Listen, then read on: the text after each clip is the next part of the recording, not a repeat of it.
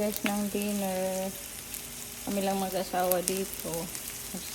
Suti na ako ng onion at saka bell pepper. Tsaka ito yung beef. Black Angus steak. Lagyan ko lang ng paminta. Tsaka asin. Tapos yun na. Lagyan natin yung ilaw.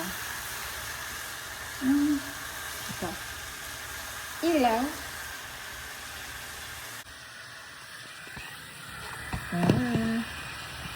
Ilagyan ko na siya ng asin at saka paminta kanina.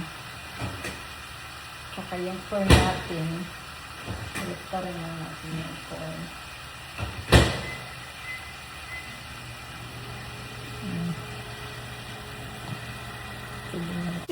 I make and then I make a gravy. Yes, to pray that we had more over here. Meron pa dito. Kain ko muna yan. Tapos hiwain ko to para makakain na kami.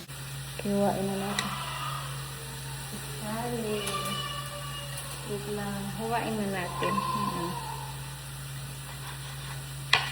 Try nga natin kung anong lasa. Good guys. Masarap. Hindi lang mag-asawa kakain. Kasi ito kami sa Alabama.